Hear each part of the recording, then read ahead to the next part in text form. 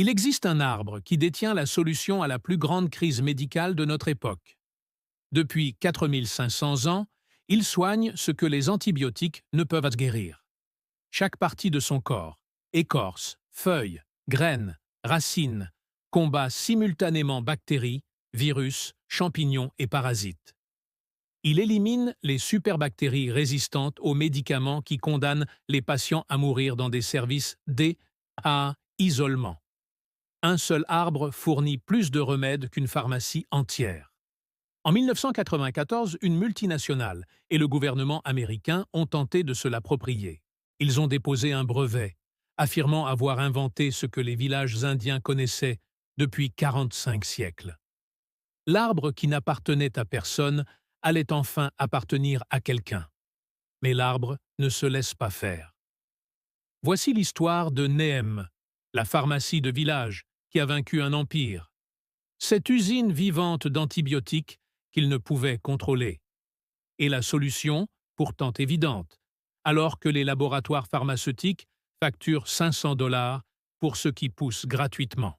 Les archives s'ouvrent à Munich, en Allemagne, le 8 mars 2005. L'Office européen des brevets est confronté à une décision dont les répercussions se feront sentir sur plusieurs continents. Le brevet EP04136257 a été déposé par le géant chimique W.R. Grace et le département de l'agriculture des États-Unis. Il revendique des droits exclusifs sur une méthode fongicide extraite du margousier. 3 femmes s'y opposent, refusant que ce savoir ancestral devienne la propriété d'une entreprise. Le docteur Vandana Shiva, Inde, Magda Elvoat, Parlement européen, et Linda Bullard, Fédération internationale des mouvements d'agriculture biologique. Ils ont présenté des preuves, non pas des rapports de laboratoire des années 1990, mais des textes sanscrits datant de 1500 ans avant Jésus-Christ. Des manuscrits sur feuilles de palmier révélant des méthodes d'extraction perfectionnées à l'époque où Rome n'était encore qu'un village. Des témoignages d'agriculteurs indiens dont les ancêtres utilisaient le Neem pour protéger les récoltes depuis un siècle. La société a soutenu que sa méthode d'extraction était inédite et que, puisqu'elle avait purifié le composé dans un laboratoire moderne, elle en était l'inventrice. L'Office des brevets a examiné les textes anciens. Après 10 ans de bataille juridique, il a prononcé la révocation du brevet. Le motif invoqué dans les documents officiels était le manque de nouveauté. Or, ce savoir n'était pas nouveau. Il n'avait jamais été caché. Il était inscrit dans le sol indien depuis 45 siècles. W.R. Grace avait tenté de le faire oublier, en vain. Mais pour comprendre pourquoi il le convoitait, il faut comprendre les pouvoirs de cet arbre. Remontons 4000 ans en arrière, dans la vallée de l'Indus. Un arbre pousse le long des rivières. Ses branches s'étendent sur plus de 25 mètres. Ses racines plongent profondément dans la terre, étouffant toute autre plante. Les habitants l'appellent Nima, le dispensateur de santé. Les Persans l'appellent Azad Darak et Hind, l'arbre libre de l'Inde. Libre car il appartient à tous et à personne. Chaque matin, les villageois cueillent des rameaux et en mâchent les extrémités pour en faire des brosses. Leurs dents restent fortes. Leurs gencives ne saignent pas. Les infections mortelles ne s'y installent jamais. Lorsque les petits bœufs ravagent les villages, ils suspendent des branches de Nîmes au-dessus des portes. L'air lui-même devient remède.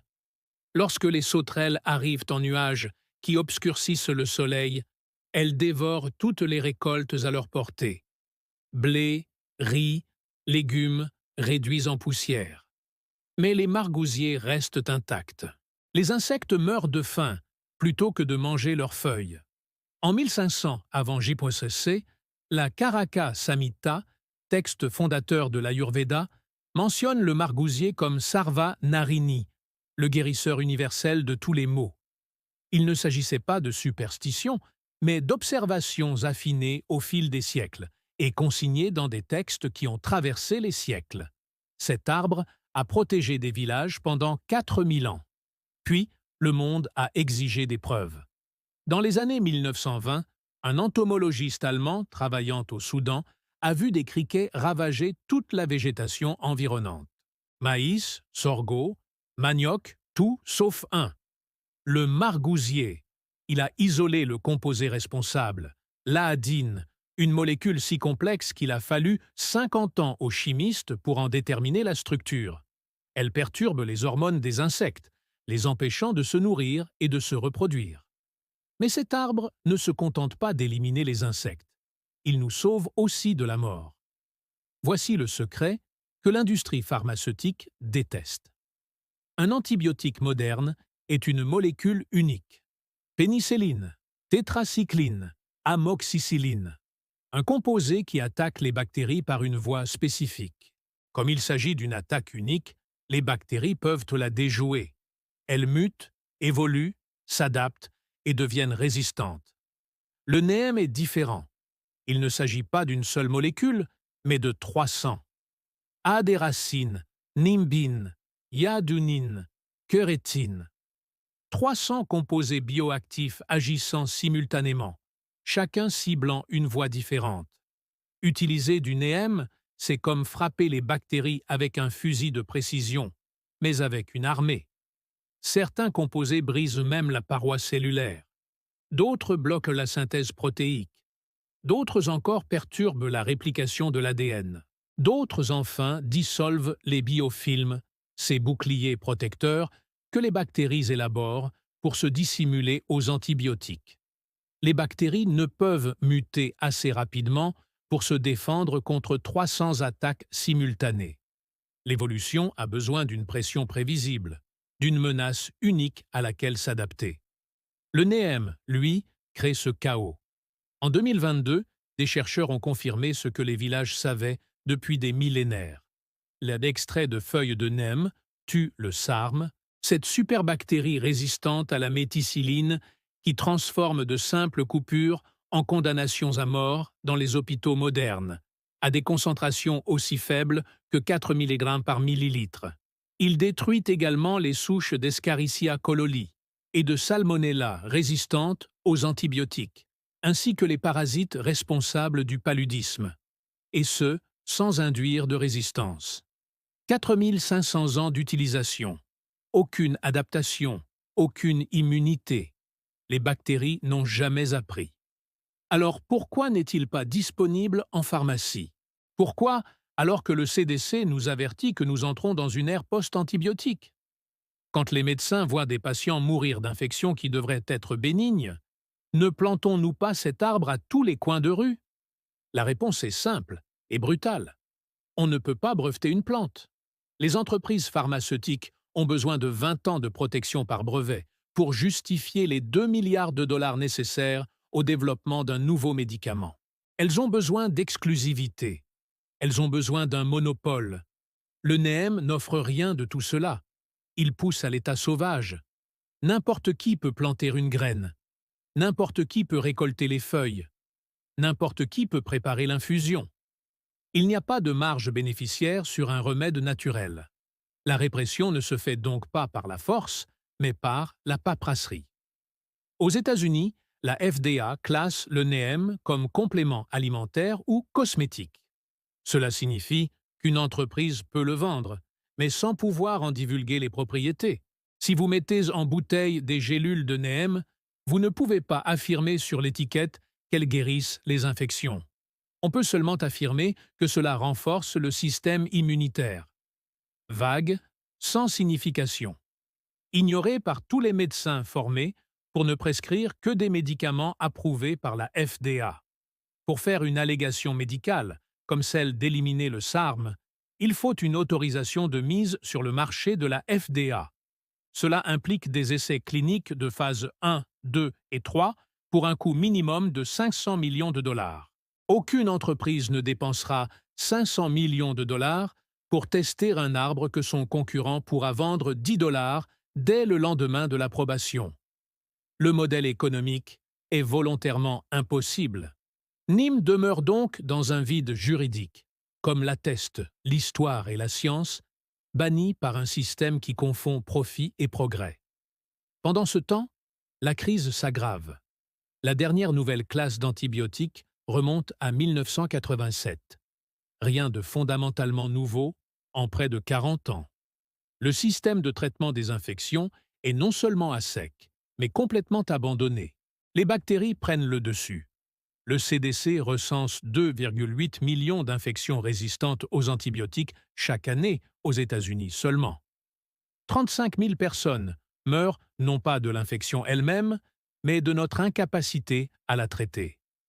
Des infections que la pénicilline guérissait en 1950 nécessitent désormais des médicaments si toxiques qu'ils détruisent les reins.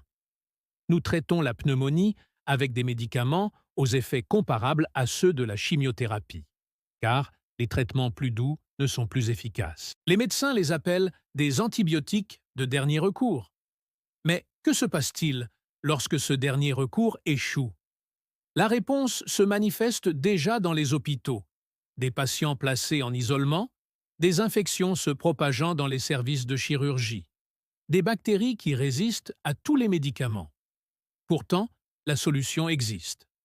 Une étude de 2021 a confirmé que l'association d'extraits de Nîmes à des antibiotiques inefficaces leur redonne leur efficacité.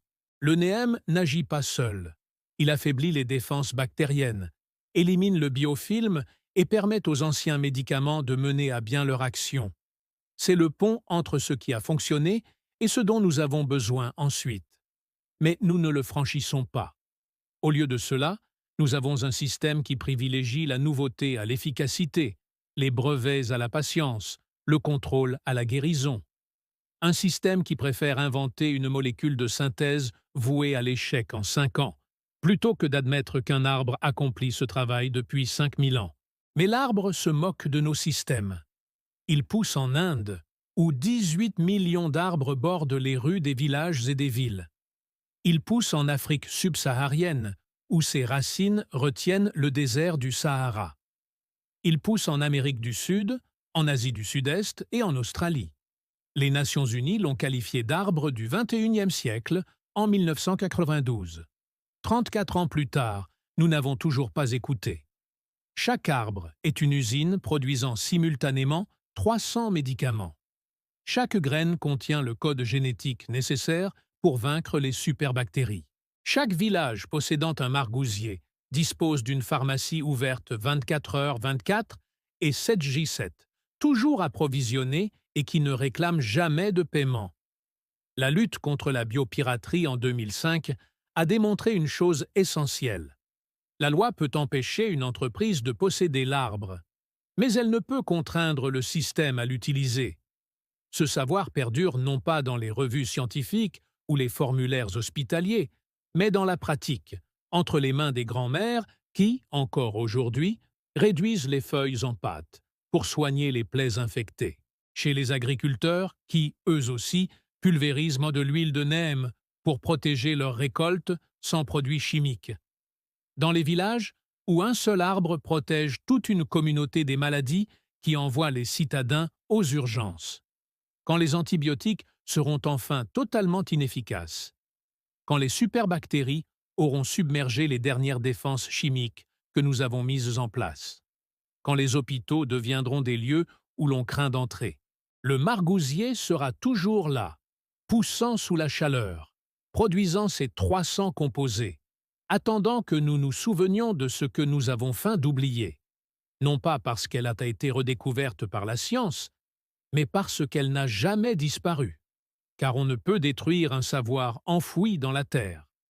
La réponse n'a jamais été perdue, simplement ignorée par ceux qui recherchaient la propriété plus que la solution. Si cette découverte vous a éclairé, abonnez-vous à Nature's Lost Vault et activez les notifications. Chaque JM et chaque partage préserve ce qu'ils ont tenté de effacer. Le prochain coffre-fort ouvrira bientôt.